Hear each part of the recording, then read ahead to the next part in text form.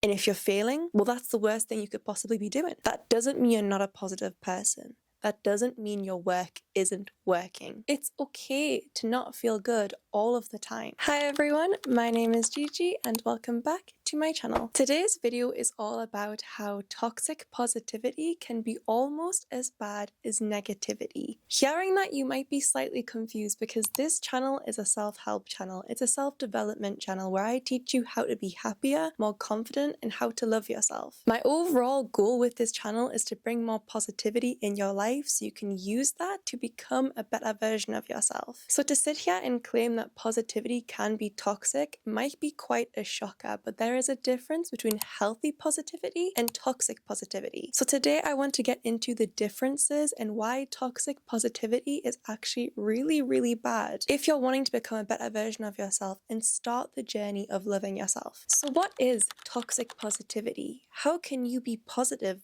but it be toxic for you? And how do you know if your positivity is toxic versus healthy? The biggest telltale sign between what's toxic for you and what's healthy for you is if you're suppressing your own emotions. A lot of the time when we're on this big journey, when it comes to being the better version of ourselves, we think that that means being positive all the time. We have to think happy all the time. We have to think positively all the time. Bad days shouldn't exist. And if we take a step back, that's failing. That's not good enough. The toxic side of positivity comes when you start judging yourself based off of every tiny little thing you do. And if it's not positive enough for you, if it doesn't meet your standard of what you think you should be doing, suddenly it's not good enough. Being a more positive person doesn't mean you're always happy. It doesn't mean you're always positive about every single situation. And if you think that's what it is, if you believe that's what positivity and being a positive person is, no wonder you have a bad outlook on those who view life that way, who are more positive overall. If you're currently on your self-development journey and you find yourself saying things like, but I've got nothing to cry about, I shouldn't be crying about this, I should be grateful for everything that's happening to me, it's part of the journey. Be grateful for absolutely everything that happens to you. If you are not allowing yourself to even have one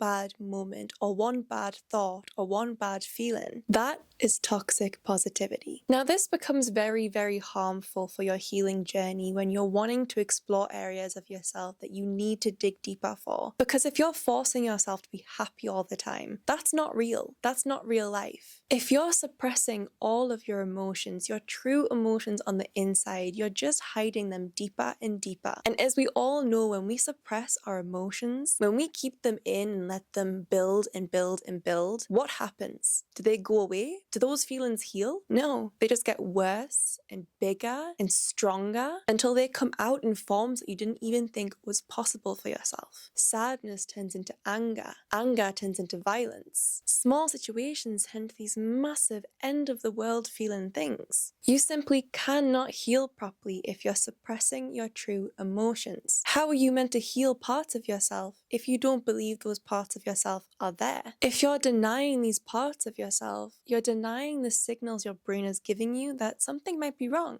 That area of your life might need to be looked at a bit more, explored a bit more, healed a bit more. And the more you suppress these emotions, the more of a shameful feeling you're going to give yourself, a guilty feeling when you do show them, when they do sneak out, when you're not positive all the time. If you've had a good day but you still feel sad because of something, and you're telling yourself you can't be sad, you can't feel like this, you should be grateful, you're meant to be positive all the time, and then you feel guilty for feeling like that, you feel bad for feeling emotions, you're going to keep snowballing and snowballing in this loop, in this cycle of just feeling like you shouldn't be feeling your own emotions. And because of that, your journey is going to take so much longer, because you cannot heal if you're not being true to yourself, if you're not feeling your emotions, if you're not working through them. If you're completely ignoring them all the time, you're just kind of jumping from A to B. Like flipping a switch, you're telling yourself one day that you should be positive from this point forward.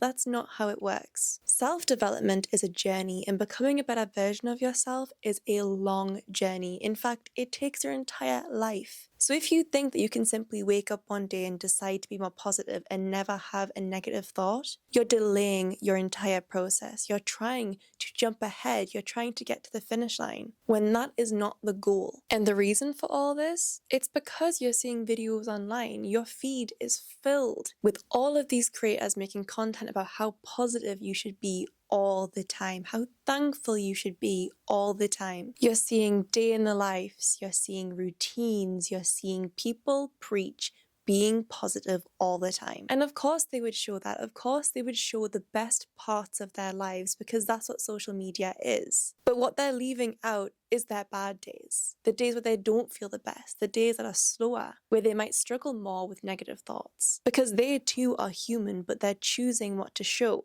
And it's also your fear of being seen as a failure, as someone who is on this journey, who is trying to be better, and as soon as you show a negative emotion, suddenly you're a failure. You're not doing it. You're not doing your best. Your overthinking thoughts are getting back into routine. They're getting back into habit.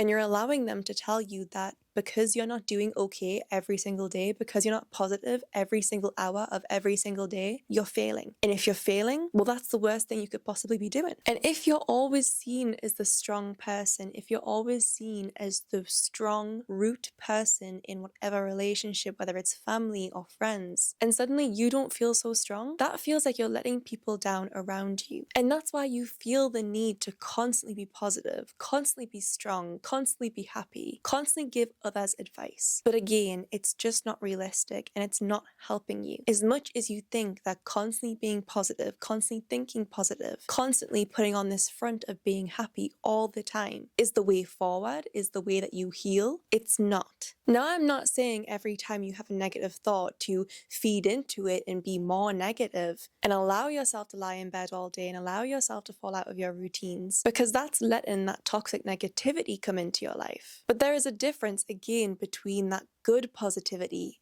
and that bad positivity. Instead of ignoring your emotions, instead of something hurting you when you say things like, well, this isn't hurt, I'm fine, I'm completely fine. Everything is always fine. You're addressing it. You're saying, no, this does hurt. I am affected by this, but I'm okay. I can do this. I'm strong enough to get through this. Now, there's a very small difference between those two. One of them is facing reality, facing the reality that feelings are a thing, that negative things do happen, but you will be okay. You will go through that journey, you will face those challenges, and you will get through it. While the other one is almost avoiding that those challenges are happening in the first place, that anything is affecting you in the first place, that there's nothing to work through because everything is fine. So now you know the difference between the two of them. How do you get out of the trap of toxic positivity? The first thing you're going to do is face your emotions. You're going to have those emotions, call them out, and feel them. If you're feeling sad, say to yourself, I'm feeling sad. This hurts. I want to cry. And then let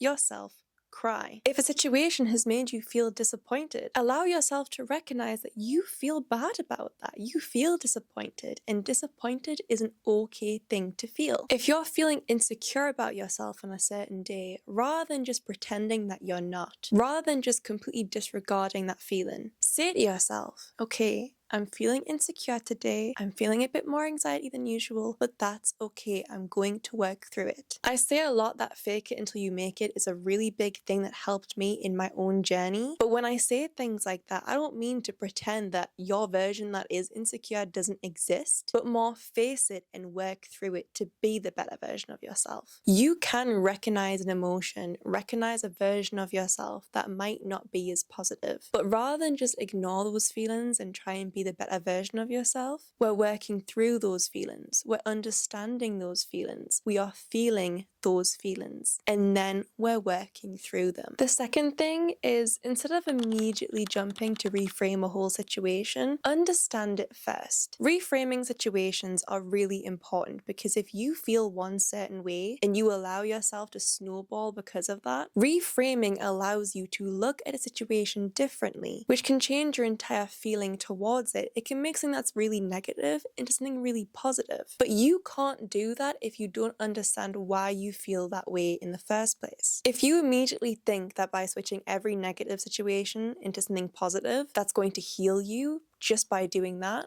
you're wrong. First, you need to understand why you feel that way. Why is that situation triggering you? Why is it making you feel bad? Understand what that situation might be teaching you about yourself. Then you can reframe it. The next thing you're going to do is to stop being the negativity police. If you have a negative thought, allow yourself to have it. It's not illegal to have negative thoughts, especially when you're trying to be a more positive person. You're a human being. You're going to have days where you feel bad. You're going to have hours where you don't feel the best. You're going to have little thoughts that pop into your head. That doesn't mean you're not a positive person. That doesn't mean your work isn't working. That doesn't mean the things that you've been doing to better yourself isn't working. So don't be hard on yourself for having one negative thought. Don't be hard on yourself for having one bad day. And the last thing you're going to do is understand what you tolerate and what you don't. Understand what you tolerate of yourself. I'm talking how you speak to yourself, how you frame what you think about, how you view negativity and positivity. Understand that your goal isn't to constantly be happy and constantly have good thoughts. But if you can tolerate having discomfort in your life, having bad days and negative thoughts without it feeling like it's your life falling apart, without it feeling like it's the end of the world just because you're not doing good that day, can you feel rejection without spiraling down a path of your feelings getting hurt and your insecurities coming out? Can you feel jealousy without it turning into a self-shaming and self-hatred session? Can you feel anger without feeling like you should be unbothered and you're ashamed to show that you're angry about something? What is your tolerance when it comes to your own emotional strength, and how do you build on that? How do you show yourself that it's okay to feel? And doing this, it's difficult, I won't lie. Building tolerance for what you know about yourself is difficult, for how you deal with your own emotions. But even just taking a little bit of time before you react to someone, maybe someone has said something that you don't like, instead of immediately biting back with anger, or immediately breaking down into tears because you feel unheard or misunderstood, just take a second, maybe even a minute, just to sit with yourself first, to stand there, and to really understand your emotion before you suddenly burst out, before you get angry or sad, and understand, why do I feel this way about the situation? Why do I want to react like that? And that might look like just standing there, or it might look like you walking away from the situation and coming back to it with a clearer head. Maybe if you have a bad thought, it might be the idea of, instead of immediately disregarding it and saying that you should be positive instead, understand why you have had that bad thought. Why did you feel that way? What's making you feel that way about that situation? It simply just takes a little bit of slowing down and understanding why you're feeling the way that you're feeling. We're so quick to react all the time that before we even have a chance to understand ourselves, the situation is out of control. So understanding your tolerance, understanding where your boundaries sit, not only with other people, but with yourself and what you allow from yourself, will help you cut out this toxic positivity, because you'll soon realize it's okay to not feel good all of the time. It's okay to feel bad, to feel sad, to have good days and bad days, to not feel great about yourself one day and then feel great about yourself the next day. It's all part of the journey. Sometimes it's not always about finding the positives in a negative situation, but rather working through the negative situation until you find clarity in it. Not every negative situation